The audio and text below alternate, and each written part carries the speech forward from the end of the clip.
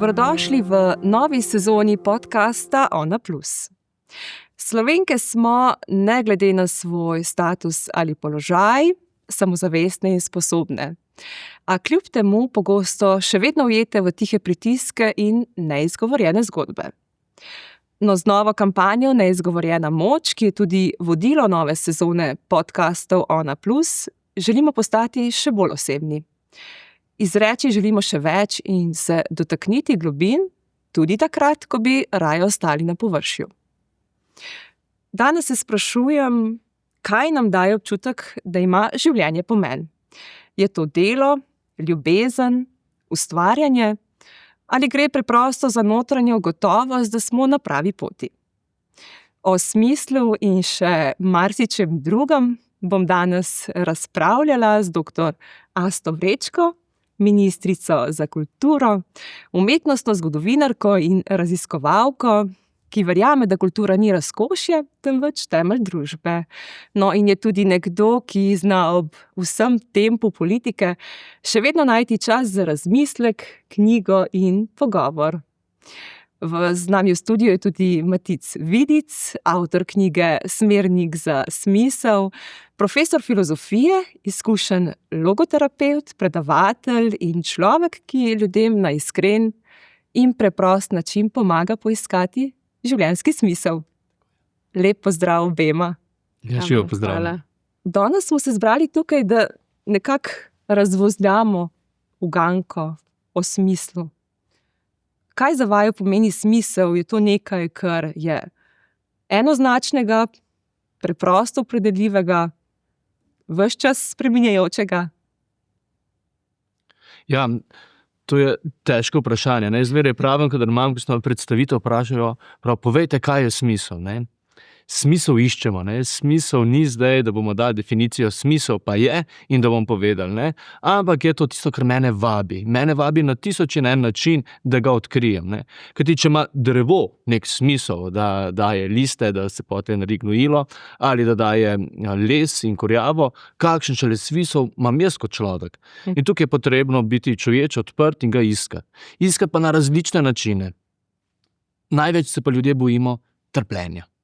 Ampak ravno trpljenje, ravno, kot pravi tudi Viktor Frankl, začetnik logoterapije, pravi, ravno ta tragični trojček, trpljenje, krivda, smrt, to je tisti največji vzklik mene, ki me povabi, da se premaknem tudi po tej poti, da ga najdem, da ga iščem, kaj je zame. Trenutno smisel trenutka, kasneje pa mogoče ne vemo, na smrtni posli tudi smisel življenja.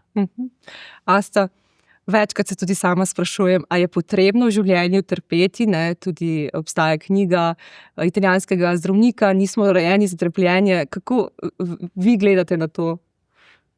Ja, jaz osebno seveda si želim, da nihče ne bi trpel, da mu ne bi bilo treba trpeti, ampak življenje nam prinaša take ali pa drugačne izzive, iz kakega lahko rečemo, da pridemo močnejši, za kakega pa enostavno ne vidimo nobenega smisla. Sama sem šla v življenju čez več izkušenj, ki jih seveda nikomu ne bi želela privoščiti, iz tega razloga tudi sem mogoče mogla hitreje odrasti ali pa neke stvari tudi sprejeti. In čeprav se z njimi ne strinjam in za mene, takrat, ko recimo umrla moja sestra, zato zame nima smisla in iz tega gotovo ne morem reči, da ima nek višji smisel, ampak enostavno se mi zdi, da je sprejemanje tisto tega, kar nam je in potem kako se soočamo s tistim, kar nam pa je dano, je pa pomembno tisto, kar nas potem izoblikuje. Zdaj, smisel v življenju vsak išče sam, največ seveda vse po ljubezni do svojih bližnjih, družini, v neki najosnovnejši celici, prijateljski skupnosti in tisto, kar nas pač izpopolnjuje. Lahko je seveda tudi to delo, umetnost, ljubiteljska dejavnost, hodenje v gore, kakorkoli, ampak ja, je pa, kot je omenil Matic, ko sem jaz sem nekoč, ko sem se tudi ukvarjala veliko s taboriščno umetnostjo in tudi sama veliko brala Viktorja Frankla in ostale pisatelje. In ko je on pisal ta del, s katerim sem se jaz ukvarjala, se pravi v svoji lastni izkušnji tega, je govoril o tem, da skupaj tudi s Georgeom Agambenom in drugimi, da v bistvu to, kar nas ohranja, ne, je v tistem momentu je smisel tega, da si dostojen, da si človek, ne? In vsak je najdel to drugje. Tudi Frankl v tistem momentu, ne? Pa drugi, recimo v umetnosti, o tem, da smo civilizacija, da v najhujših trenutkih, ki jih žal tudi gledamo danes drugje, da se povežemo s tem, da vendarle imamo pač neke standarde, nekaj, kar nas ohranja, dostojne ljudi, no? In seveda situacije so različne od najbolj teh ekstremnih do nekih benignih, ampak tudi vsak po svoje se soočamo s tem, ne? Za nekoga je manjša stvar lahko sodna, ampak tega ne smemo tudi podcenjevati, no, po mojem. Tako da, ja, umetnost in kultura sta tu ena pomoč, lahko tudi velika. Pri razumevanju, če že ne najdenju, mogoče sem razumevanja smisla sebe, pa tudi konec koncev drugih, ker če želimo živeti v skupnosti, moramo imeti empatijo tudi za ljudi okoli nas. Ja, absolutno bi se strinjala, ampak ko življenje tako močno, ali pa bom rekla na nek način grobo poseže, tako kot je recimo pri obeh vama, torej Matic, ti si se soočil z izgubo mame, lahko rečemo, naredila je samomor, ko si bil najstnik, Asta, pri tebi bilo to pri 6 letih in takrat najbrž nismo tako izoblikovani, da bi si znali predstavljati, kako naprej, na kaj se oprt. Ob sebi imamo ljudi, ki jim je hudo, ki se sami težko nekako soočajo z izgubo in z vsem, kar sledi. Kako sta vidva kot otroka to doživljala? Ja, takrat se te zadene, ne moreš, da te ne zadene, spremeni se ti življenje. Življenje ni več nikoli več isto, ne spadaš nekako nikamor. Sem imel še očeta alkoholika, ki se je tudi zgubil v alkoholu, tudi kasneje zaradi ciroze jeter umrl. Tako da ostaneš sam in je ravno ta, da sem sam, je tista kriza, ki te sprašuje, ki te da, ali ima življenje sploh še smisel. To je tisto temeljno vprašanje, ki pa ga ne moreš takrat odgovoriti, ne? Ker mi smisel iščemo. Jaz, če ga ne vidim, še ne pomeni, da ga ni. Pomeni, da ga ne vidim. Tako kot če tale kozarc premaknem ven, če ga ne vidimo, še ne pomeni, da ga ni. Pomeni, da je zunaj. Tako da tudi jaz sem šele po par let nazaj, ravno študijem Viktorja Frankla, spoznal, kaj pa je imelo smisel vsega tega, ne? Da mama naredi samomor, oče tako. In pa da si videl, da zagotovo ne bi mogel biti dober terapevt, če ne bi vse to doživel. In nikoli se ne gre zares zame. To je pomembno spoznanje, ne? Mi večkrat vse apliciramo nase, kaj to pomeni meni, kaj bo zdaj z mano in tako naprej, ampak ne gre se zame. In to je ta pomembno, ko tudi imamo današnja družba izziv osredinjenost. Ta egocentrizem na sebi, kaj je moje, kaj meni paše, kaj meni pripada, to človeka osiromaši. Ker če se postavim na prvo mesto in se dam na pedestal, sem potlej sam, jaz nimam nobenega okrog sebe. In vse druge smatram, da služijo temu mojemu interesu. Tukaj pa ni odnosa, tukaj se gre pa za samozadovoljevanje. Zato je pomembno ta odnos in zato, da vemo, ne, tudi verjetno oba dva lahko pritrdva, tudi takrat, ko je bilo najhuje, nisva bila zagotovo nikoli sama. Zmeraj pride nekdo na pot, v taki ali drugačni obliki. In zato je pomembno gledati na preteklost pozitivno in se ozirati na njo. Kajti, če jaz ne znam gledati, zakaj sem v življenju hvaležen, da kljub temu, da sem ostal brez, da sem ostal sam, sem imel nekoga, ki mi je prišel naproti. Ker če ne znam tega formirati, da videti, da jaz nisem bil zares nikoli sam in zares nikoli na koncu, potem gledam v prihodnost zelo negativno. In gledam, česa nimam, kaj mi manjka in strah me je. In danes sam opažam pri svojih sogovornikih, klientih ravno to, kakšna je danes velika anksioznost. Ta prestrašenost, kaj bo. Preseneti me ravno primeri, ko pridejo moški ali pa predvsem žene, gospe, ki so veliko bolj čuteče za svoje družine, da jih je strah, da ne bodo otroci zboleli, da jih je strah, da se bo tej družini kaj zgodilo, ker jim gre preveč dobro in tako naprej. Ne. Tako da tudi v tem ugodju in udobju, ne, kajti tako dobro, ko nam gre danes, toliko možnosti, ko imamo danes, ni bilo nikoli v zgodovini, predvsem pa tudi toliko manjka ljubezni do drugega, se mi zdi, da ni bilo toliko. Ker ravno mi se vedno gibamo med pomanjkanjem in med dolgočasjem.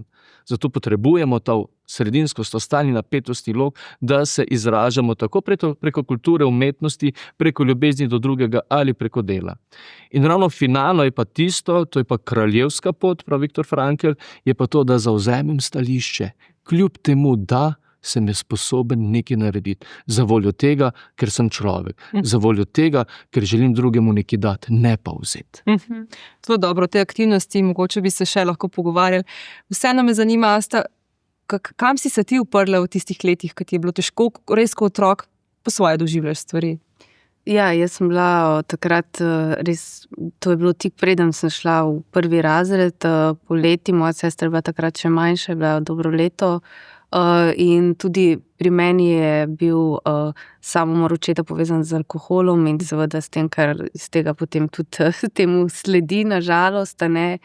In jaz takrat nisem čist mogoče mogla razumeti vsega, zakaj, ne, in pri samomoru na splošno se mi zdi tudi pozneje, ko sem to brala, razmišljala, se pogovarjala, vedno, sploh pri starših, ne glede na to, kakšni starši so bili, so bili super ali pa mogoče malo manj, vedno pa ostane to vprašanje, zakaj bi kdo se hotel odreči otrokom, življenju otroka, se pravi, iti stran, da res tako ne moreš več, da se niti ne moreš biti več s svojimi najbližjimi in to čutiš, ne glede na to, koliko si stara, in to vprašanje je nekaj, kar ostane v tebi in na njega ne moreš najti odgovora, ker je žal šel in tukaj se mi zdi, da je zelo potrebno predvsem veliko govoriti o tem. No, mi smo takrat to je bilo v začetku 90-ih let, takrat smo največ govorili doma o družini, ni bilo teh toliko strokovnih delavcev po šolah ali pa kakorkoli.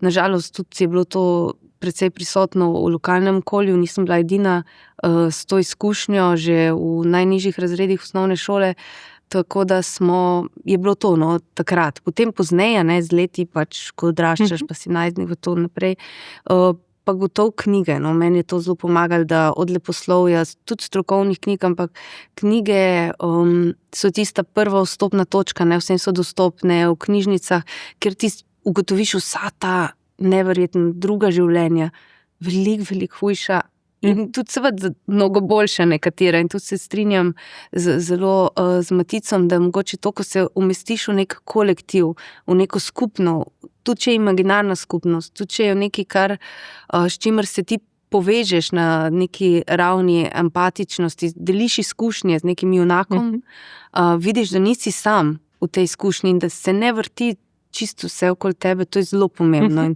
mogoče danes tega res manjka. Vsi smo zaprti v neke svoje mehurčke, oblake, tudi prek socialnih omrežij. Vsi problemi seveda so za posameznika najbolj pomembni, ampak so pa tudi tisti družbeni, ki pa jih moramo skupaj reševati, in nikoli pa ne moramo ugoditi vsem, ko pozneje, ko je umrla moja sestra, pri 21 v prometni nesreči, tisto pa je bilo seveda še mnogo težje, ker tisto pa je res naključje, voznik je slabo vozil, ona je bila sopotnica in se sprašuješ, kaj bi trenutek nepazljivosti, mlad voznik in tako naprej, sami so bili, se pravi, te res se pa postavljaš za enimi drugimi vprašanji, na kjer spet nimaš odgovora, zakaj, kaj bi lahko spremenil, kak je, in tukaj pa res moram reči, da mi je spet pomagala tudi eno tako društvo Varna pot, ki je odlično, ki že s tem, ko obstaja, poveže ljudi v žalosti, v žalovanju, in najbolj pa se mi zdi, da mi je tukaj bilo to, se mi je vtisnilo in sem si res vzela čas, da se nekaj odžaluje. Ne? In iz tega vidika sem pa tudi se nazaj ugotovila, da mogoče je bil en proces, ko sem bila manjša z očetom in njegovo smrtjo, da si nismo dovolili. Mogoče ne bi rekla dovolili, ampak da je tempo življenja, ti ostaneš sam, mama z 2 otrokoma, tak naprej, šola se začne, ne. Ali pa tudi sem bila premehna, ne. Mogoče, da bi šla čez vse te procese kot pozneje, no, se ti kot terapeut verjetno to dosti bolj poznaš. Tako da jaz tudi moram reči, da se zelo strinjam, no. Okolica, skupnost, ljudje, ki jih včasih pa najdeš res na najbolj neverjetnih koncih. Ko ne pričakuješ. Tako. Ne? In seveda je v tem tudi, lahko vidiš, nek smisel, čeprav pri tragičnih dogodkih si človek reš, včasih bi stal tudi brez kakšne izkušnje. Ja, Matic, ampak vseeno se mi zdi, ko se nam zgodijo neke hude preizkušnje v življenju, se znajdemo v tisti temi, ne? In se sprašujemo, zakaj jaz. In tako dobro si v knjigi opisal cel potek, tudi kako si takrat, ko si bil najstnik, že prišel iz zabave, videl sporočila mame, zgodba se je odvrtela, ti si našel svojo uteho v glasbi. Napisal si pesem, ki je bila v bistvu v tistih časih hit, oziroma jaz si še danes zdaj z veseljem prisluhnem. Ne? Ravno o tem se sprašuje, ne? Kako je tebe ta glasba potegnila ali pa kje si našel? Takrat je bilo dvoje. Prvi korak, ko ostaneš sam, ko nikamor več ne spadaš, ko se nobenemu na nek svoj način ne smilaš, ne, se smilaš vsem, celi družbi, vsi te gledajo z nekim pomilovanjem, ne, kakšna sirota si, ampak imaš pa tiste bližnjega, da bi se nekomu smilo, da bi nekdo jokal na tabo, kot pravi Tolstoj, ne, da bi nekdo točil solze v objemu, ko te drži. Takrat je bil prvi korak, je bil, da sem našel pot do cerkve. To je bilo zame tisti občutek, da ni z mano nič narobe, pa da sem ljubljen. Ne? Ker ti vsi imamo vse to potrebo, da sem željen, hoten, ljubljen. Ne? Nišče, potem se ne razlikujemo, ne? Smo vsi enaki pri tem. In moja pot je bila pot k veri, z upanjem, da bo vse v redu. Ne? Da tudi najhujša temna noč se bo enkrat prešla v dan. Ne? V krščanskem vidiku temu rečemo, da za vsakim velikim petkom, ko je smrt, pride velika noč, to stajenje. Potem drugi korak je pa bilo celjenje ran, je pa ravno preko glasbe. Preko igranja sem takrat preigraval konstantno Red Hot Chili Peppers, plato Californication je prišel takrat ven, da sem se vse komade naučil, potem sem pa sam začel to svojo bolečino dajati na papir in se potem izpovedovati. Ne. Ker ti pomembno je pri vsem tem žalovanju, tako kot ste rekli, da o tem govorimo. Govorimo. Zato imamo mi, da se poslovimo od bližnjega, je bilo počasi to 2 dni trajalo. Zakaj? Da sem 1000krat ponovil, kaj se je zgodilo, kako se je zgodilo, kako mi je hudo. In danes ta čas zelo kračimo, ne, kar ni v redu, in ravno preko glasbe sem to svojo bolečino, ne, zakaj ne moram več nazaj, zakaj ne najdem vse, zakaj ne počakam še ta dan, ko sam vrnem se, ravno to, da spet najdem samega sebe, vse tej grozi, vse tej osamljenosti, spet se najdem. Ne. In glasba je zagotovo ena pot, ena izmed mnogih, ki pa se preko kulture, preko umetnosti se lahko povežemo. Asta delujete v okolju, kjer je odgovornost velika, tempo verjamem, da tudi precej neizprosten. Kako osebno ohranjate stik s sabo in občutek smisla v svetu politike, kjer pa včasih je občutek, da ni prevzemanja odgovornosti, pa da te vrline ali pa vrednote, o katerih se pogovarjamo, niso na prvem mestu? Ja, mogoče samo še to, ker je bilo rečeno, ne, glih umetnost je en tak medij, ki ti pomaga kanalizirati, izraziti neke čustva, ki niso direkt, včasih težko govoriš direktno, ne, vse. To pa je nekaj druga, ki že to, če zapoješ, zaplešeš, prebereš, ne, se drugače izražaš in zato je umetnost tak medij ali pa kultura, ne, ali pa udejstvovanje. Ali pa to, da nekoga slišiš, prebereš knjigo, gledaš film, poslušaš glasbo. Pomembno pa se mi zdi, ne, da tudi kadar pa ostaneš sama, ne, kar je še najhuje mogoče, pa najdeš nekaj, nekam se moraš zateči, ne. Nekoga mi smo ljudje in nas to oblikuje.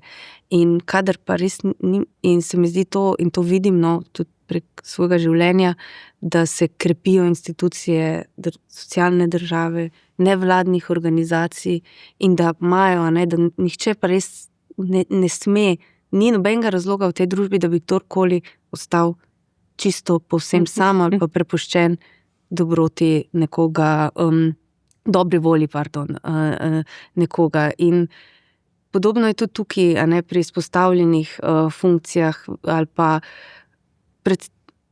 lažje je seveda starejši kot si, ker si bolj formirana osebnost, manj te prizadanejo stvari, te pa prizadanejo, vsakega prizadanejo in iz tega vidika se mi zdi, da je najbolj pomembno v življenju, vsaj zame pa verjamem, da je to za vse, da si obdan z ljudmi, ki so ti v oporu, ki ti povejo po pravici, ali je dobro ali pa slabo, ampak da ti povejo po pravici in da te tudi ne obsojajo, če narediš kaj narobe.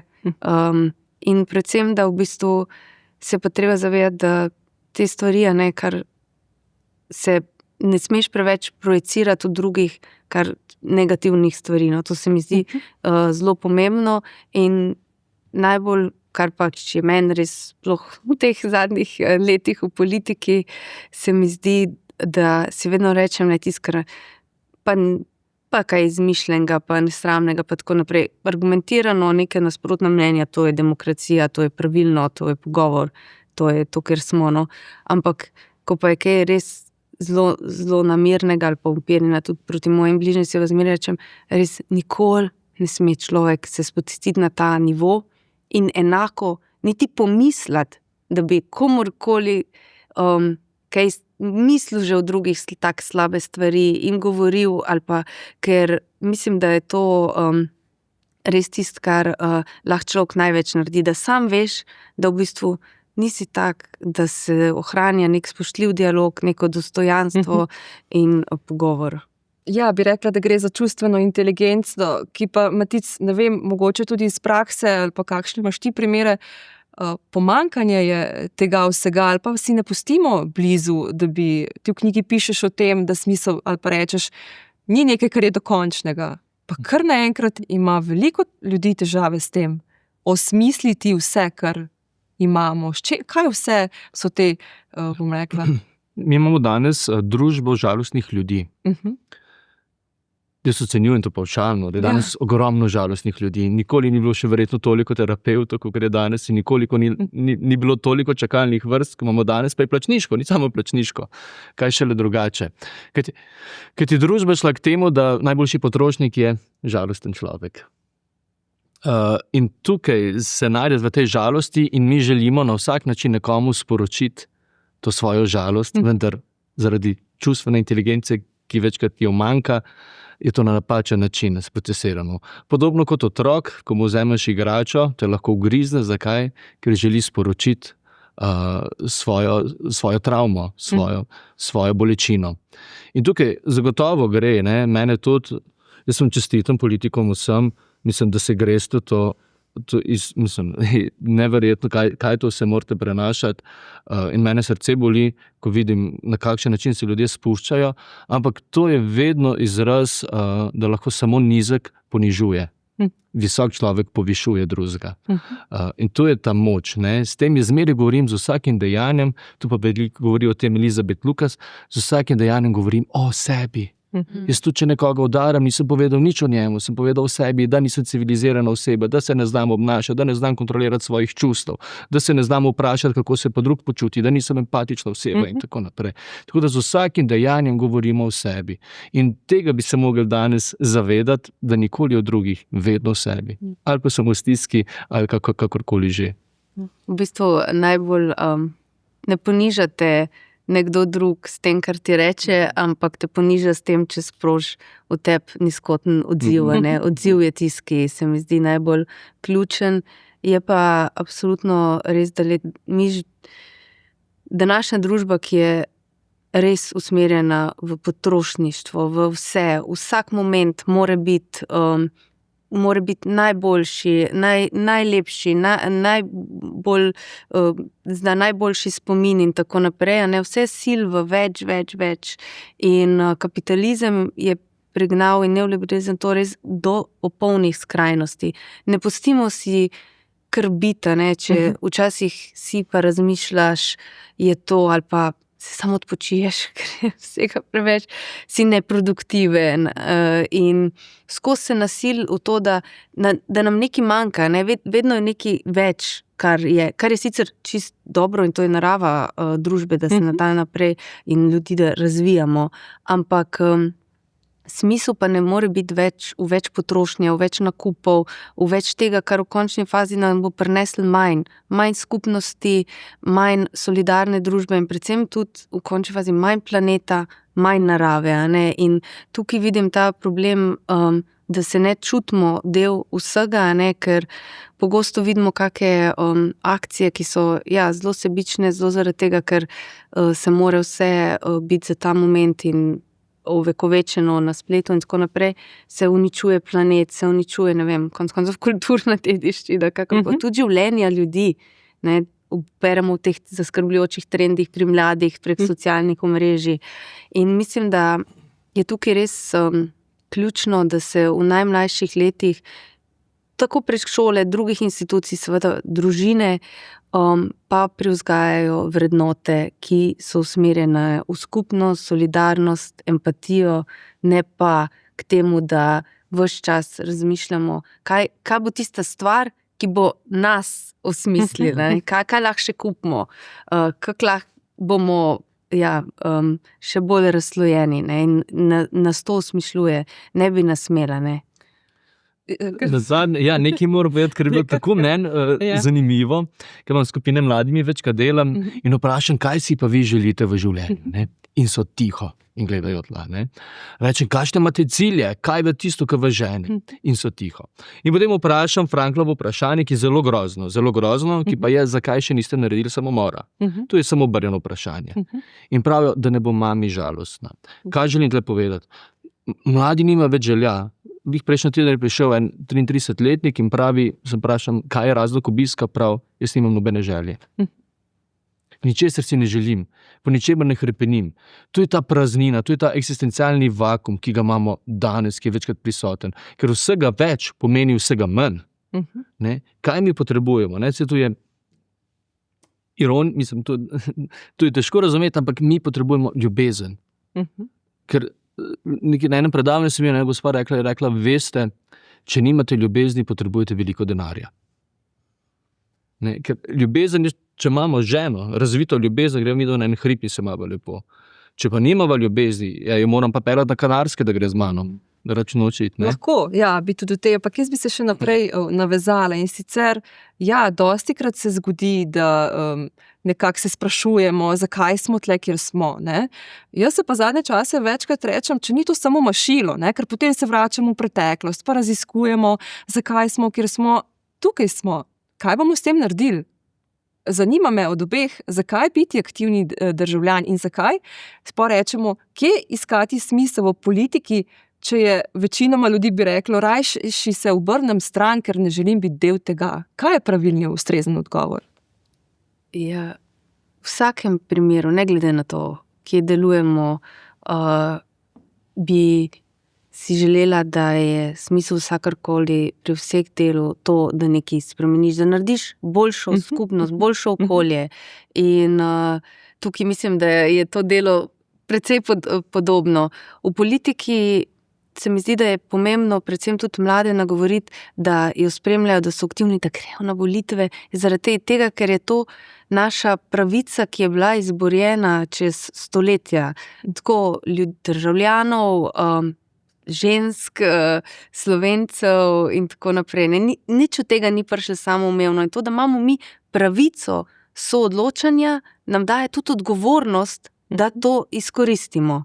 In da si vzamemo čas, razmislimo, v kakšni družbi hočemo živeti in zato tudi seveda potem gremo na volitve. Če pa se nam zdi, da je nekaj, kar bi mogli, smo tudi aktiviramo, spreminjamo aktivno, a ne? In mislim, da je to danes še toliko bolj pomembno, ker nas seveda družba tudi, in to je pač jasno v kapitalizmu, cilja, ne, da smo čim bolj pacifizirani, čim bolj nekako umirjeni v svoje predalčke, vkobljupljeni v svoja življenja, zaprti, ne gledamo ne levo, ne desno, ampak se nam na ta način seveda postanemo odlični potrošniki, ki nas zadovoljuje zgolj več in več in več. Seveda potrebujemo absolutno dostojne plačila, stanovanje, šola, javne storitve, zato da dobro in kvalitetno vsi živimo. Nihče pa na tem svetu ne potrebuje toliko in takih razlik razrednih tudi, ki so zdaj. A ne, da imamo mi ultra bogate, ki imajo par procentov vsega v lasti, a ne, pa v Sloveniji živimo še v enim manj razsorjenih družb na svetu. Po drugi strani pa lakota, smetišča, države postajajo oceani smetišča, zato da lahko mi sploh ne pomislimo, ko gremo v trgovino, od kje kaj pride, kdo je za to delo, ali otroci, ali na pol sužnji, ali kakorkoli, kak je do česa prišli. Ne? In tukaj mislim, da je politika tista polje javnega, polje mišljenja in polje aktivacije, ki je zelo, zelo široka. Od aktivnega državljanstva, civilne družbe do seveda neke parlamentarne politike.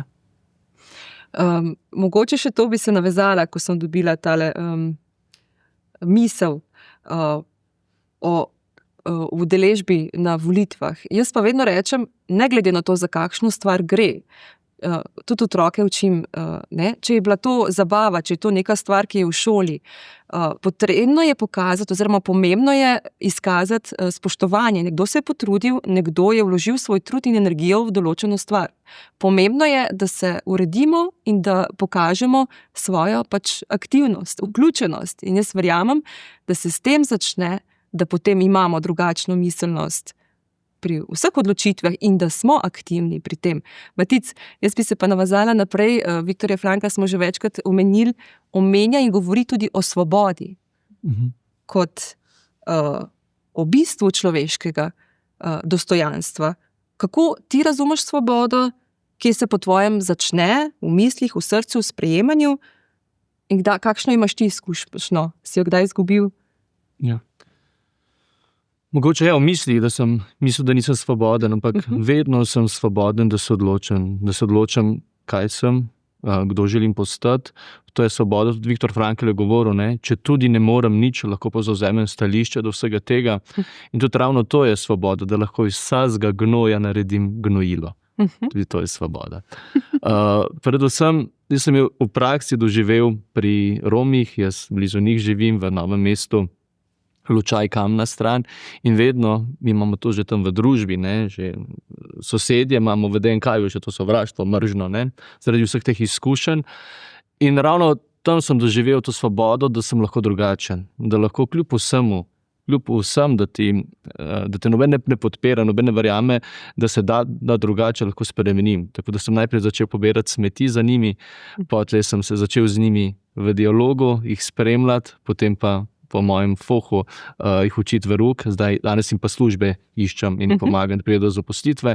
Kajti tam sem spoznal, kaj je, ko izgubim svobodo, to je ta bivanska praznota, ko ničemur ne služim, ko nobenemu nič ne pomenim, ko nimam nobene potrebe, da sem. In potem je tisto brezciljno gledanje in potem je to leglo za kriminal, za droge in vsega tega, je ravno ta, ker se moja svoboda ni izrazila. In zato je pomembno o tej svobodi govoriti, da smo vsi, kljub vsemu, da so včasih situacije, ko rečeš, se on pa res nič ne more. Tako večkrat, ko imam sogovornika, kakšnega, ki je telesno hendikepiran, zelo omejen, si misliš, kaj pa bo še on. Ne? Še zmeraj to njegovo hendikepiranost lahko daruje tudi, da se drugi ob njemu spreminjajo. Ne? Ker ne gre se zame, ne? Gre se, da z vsakim takim, kljub temu, da mislim, da sem nesvoboden, vpliva z mojo svobodo do tega, da pristopam, kako zavzemam svoje, da nisem žrtev, ampak da sem lahko heroj svojega trpljenja. In tukaj je ta veličina te svobode, da sem lahko ne zaznamovan, ne determiniran, ampak heroj svojega trpljenja, kljub temu da. Ja, lepo rečeno. Asta tudi vas vidim kot svobodno, mogoče umetniško dušo, ampak ste znani tudi po svoji odločnosti. Zanima me, kako se znajdete v zasebnih ali pa profesionalnih preizkušnjah, kako izzivi posegajo v vašo osebnost in kakšen tip človeka ste, kako se soočate? Jaz mislim, da sem precej odločen tip človeka in da, ko se nekaj odločim, se zelo na tej poti ne pustim zelo odvrniti, ampak nisem pa trmasta v smislu tej pejorativne, negativnega prizvoka, da se ne bi pustila pregovori, da ne bi, če je neka boljša rešitev, iti v to smer, ali pa zato rada delam v ekipah, v timi, vedno sem, tudi konec koncev pri raziskovanju, sem delala vedno z drugimi, ker se mi zdi, da na ta način res lahko pridemo do odličnih rezultatov. Zdaj, pri tem delu, kadar hočeš nekaj spremeniti, kar se pa moraš, kar tudi pride z leti, mogoče, da se enih stvari se ne da spremeniti od danes na jutri. Življenje je proces, politika je proces, vse skupaj, in včasih je tudi to, da gremo po malih korakih naprej do nekega cilja, in če pri tem izboljšamo, tu se bomo verjetno strinjala, življenje enega ali pa ene skupine, pa ni še to tisto, kar smo si želeli, ni še ta cilj, je nekaj, kar bomo vzela.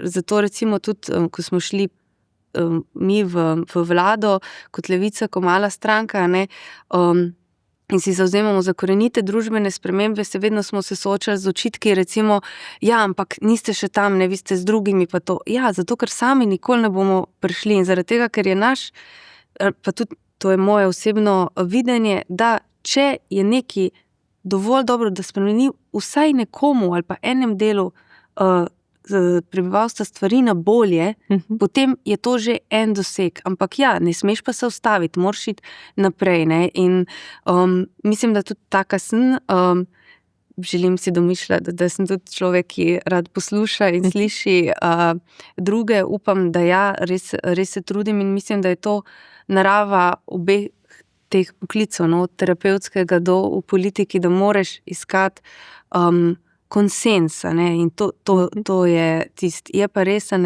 glede svobode, se je pa treba zavedati, da vedno je svoboda, moja svoboda je omejena tudi z drugo svobodo, in to je včasih ravno pri teh najtežjih vprašanjih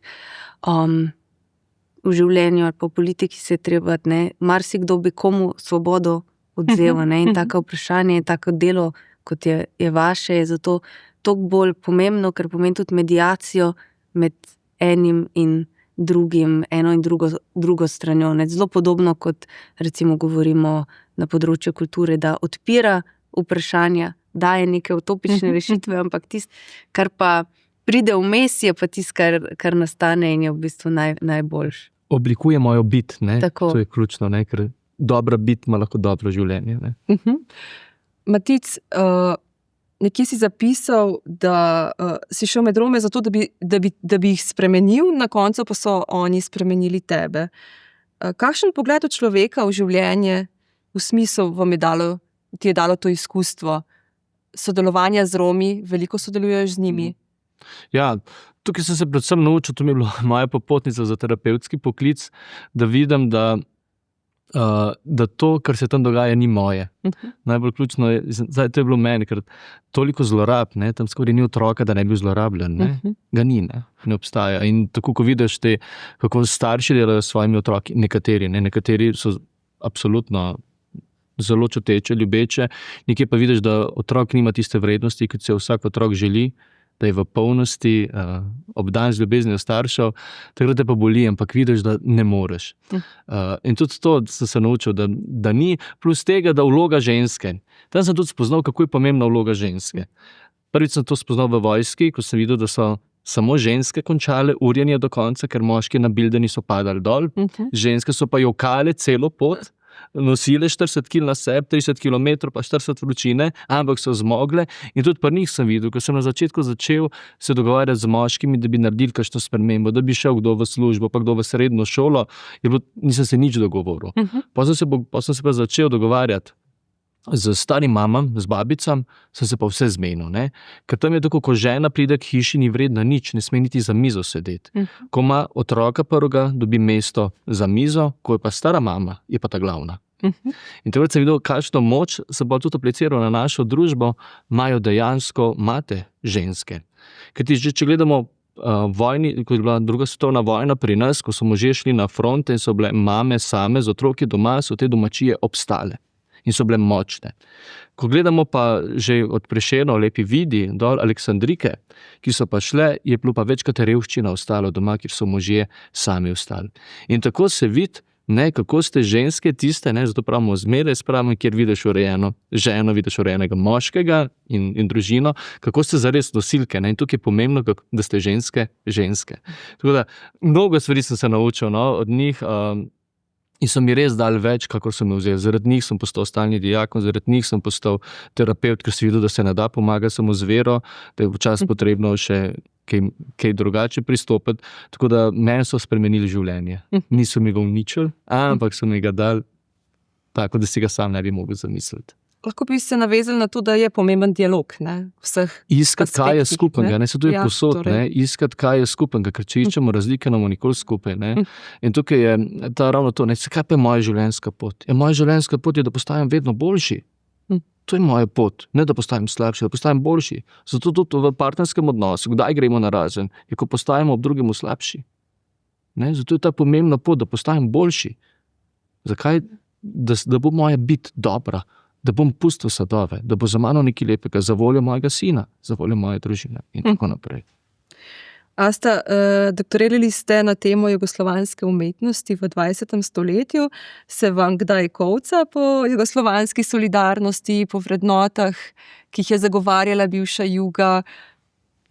Ja, jaz sem doktorirala sicer iz časa kraljevine Jugoslavije, iz časa diktature Aleksandra prve, tako da ta del absolutno ne. Kajti v bistvu takrat, to je bil eno izmed teh naših obdobij zgodovinskih, kjer se je toliko bolj pokazalo, se to je celotno zgodovino, kako je kulturna emancipacija povezana tudi z narodno emancipacijo. Od 19. stoletja, 30. druge svetovne vojne, pa tudi potem. Ampak in tudi v končni fazi, kako vezivo je to bilo. In jaz sem se potem pa seveda ukvarjala tudi s povojno umetnostjo precej in resnično, ko primerjaš ta obdobje, so neprimerljiva, že od pravic žensk, vloge umetnikov, uporabe besede slovenski in tako naprej, ki je bil prepovedan pred drugo svetovno vojno. Tako da je solidarnost v družbi je nekaj, kar je ključno. In mislim, da se iz vsega preteklega obdobja se lahko ogromno naučimo.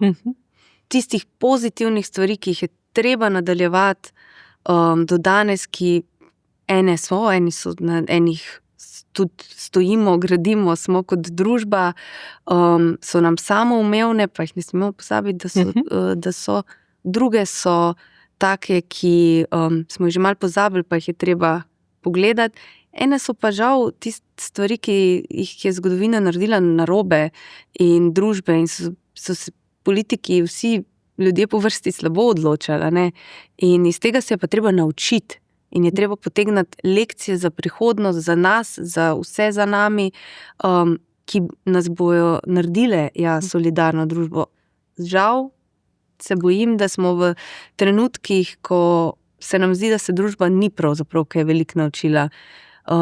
Tako ob temu, kar gledamo danes, do tega, da se nam zdi, da smo v nekem družbi, ki ne da velika na človeka. Na eni strani je res to silno bogatstvo, neverjetno kapitalsko moč, na drugi strani ljudje ja, genocid imamo, pa humanitarno krizo v Sudanu, pa vojno v Evropi, otroci trpijo, pa potem neke od revščine, neke zgodbe, ki so med nami, ki so vsakdanje, ki jih ne vidimo, tudi v najbolj razvitih družbah, med katere Slovenija spada. Tako da mislim, da imamo še veliko do tega in moramo vedno stremeti k boljšemu. Nikoli nobeno obdobje pa ni idealno. Ko gledamo nazaj, nostalgija po definiciji gleda, da vzame samo lepe stvari. Tako spomnimo se dobrih srečin. Za življenje. Ampak mislim, da še moramo veliko na tem narediti, hkrati pa se zavedati, da nič ni samoumevno. Ne mir, ne solidarnost, ne sobivanje, da na vsem je treba delati. In za mene, dokler obstajajo, predvsem, bom rekla, otroci, pa tudi tisti najstarejši v družbi, ki ne živijo dostojno tako pri nas kot povsod, ali pa dokler se dogajajo take grozote, ko se do takrat pač jaz osebno ne bom mirna, do takrat se bom trudila stvari spremeniti, verjamem, da nas je veliko takih, ampak to ne pomeni, da to je en del. Vsak človek lahko to tudi naredi. Znotraj svojega kroga. In nič zdaj, da bi vsi mogli isto početi. Predvsem pa spoštovanje se mi zdi v družbi, da nam manjka. Spoštljiv dialog, spoštovanje drug druge, tudi spoštovanje razlik med nami. Ves čas pogovora se sprašujem o misli iz knjige Zavedanje, mislim, da je Demelo avtor, o tem, da reče, nič, kar počnemo, ni zares prostovoljno zato, da bi samo dali, ampak je vedno nek lastni interes v ozadju. Kako vidiva to? Je to težko spregledati? Je to res? Se bi strinjala, ne? Je to sploh vzhodna religija velikokrat govori o tem, kako je pomembno se pravi odpovedati svojim željam. In te želje nas ženejo. O tem je že govoril tudi Sigmund Freud. Ravno sem tem, da človeka žene potrebo po udobju in ugodju. In kaj pa je to pričakovanje? Neko udobje, ugodje, ki ga v nazaj dobil. Vendar je Viktor Frankl kontriral temu, je rekel, da človek kljub temu, da doživa udobje in ugodje, se usmeri oziroma načrtuje in izvede samomor. Se pravi, da ni to tisto glavno udobje, ugodje, ampak smisel. Tako da v nas pa je ta ego, kar je normalno, da bom nekaj dobil nazaj, da se bo nekaj obrestovalo, ker to je ravno pot preživetja. Če bom sebe pozabil, potem ne bom mogel več dajati, ne bom mogel več dati. Tako da je pa to samo v tem smislu, ali je to na prvem mestu ali ne, ta preračunljivost.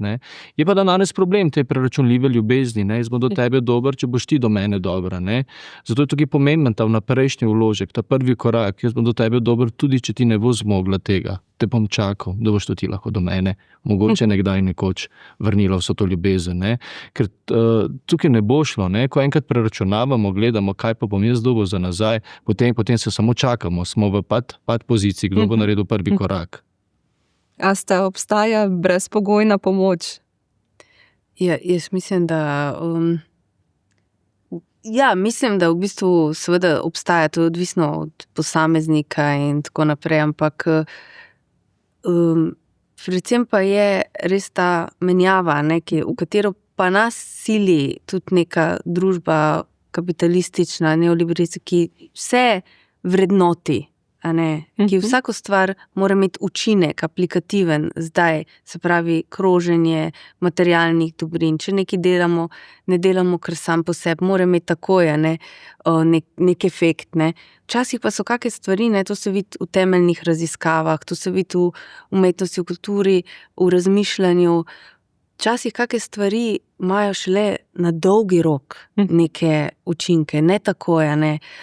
Tudi vse stvari se začnejo z enim korakom, z enim začetkom in zato se mi zdi pomembno, da ne razmišljamo sam na ta način, kaj je tisto, kar lahko jaz kot posameznik dobim zdaj nazaj, ampak na ta način, da delamo, kar nas izpolnjuje in pri tem pomagamo graditi eno širšo družbo solidarnosti in potem s počasnimi premiki, pa mislim, da lahko pridemo do tega.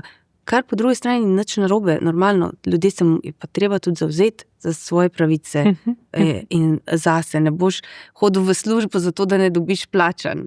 Jasno, potrebno je plačati vsako delo, ne? Ampak tu ne govorimo o tem, ne? To bi govorili na polju potem že izkoriščanja ljudi.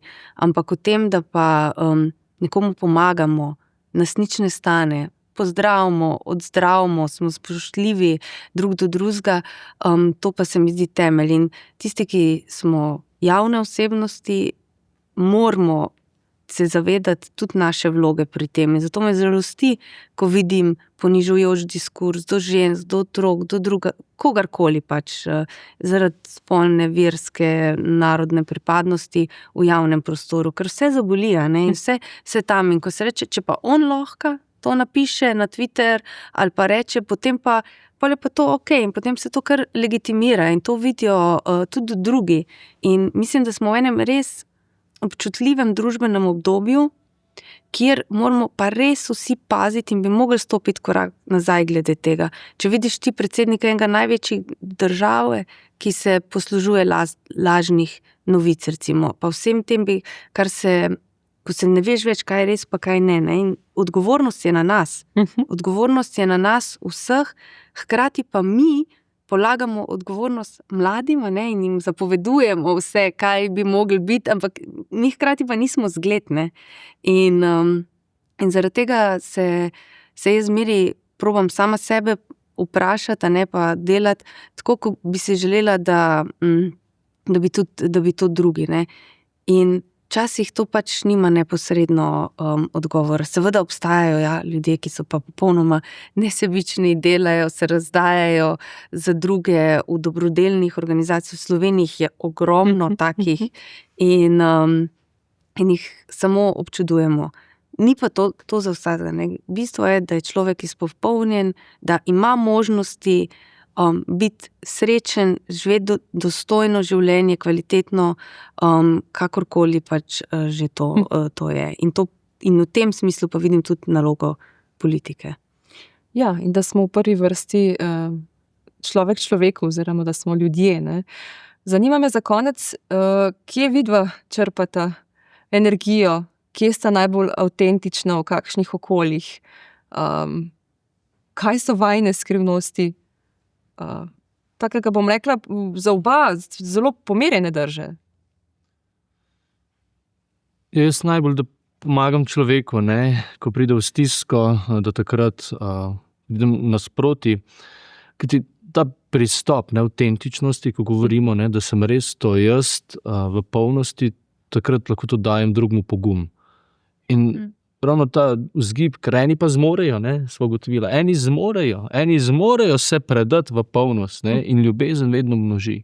Ljubezen množi, samo od sebe. Okoličine se okrog mene spremenijo, vse se spremeni, ko jaz enkrat iz sebe naredim nekaj.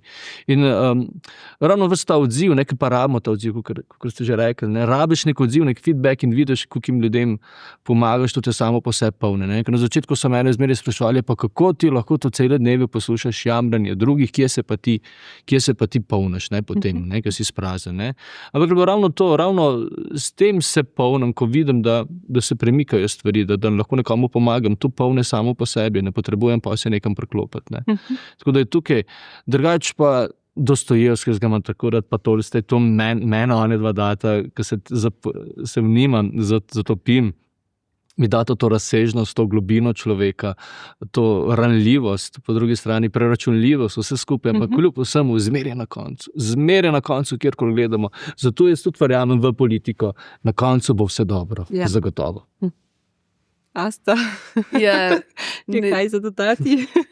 Mislim, jaz osebno, mene res, tako da me čisto, seveda to, da sem doma z družino, tam sem najbolj avtentična svojo hčerko in tako, ne. Pa najbolj, kar me tako pomira in mi daje neko navdih, pa neko kontemplacijo, je pa narava, gozd. Jaz sem odraščala ob gozdu in tam še zmeri sem, tako da mi je res najbolj v polnosti.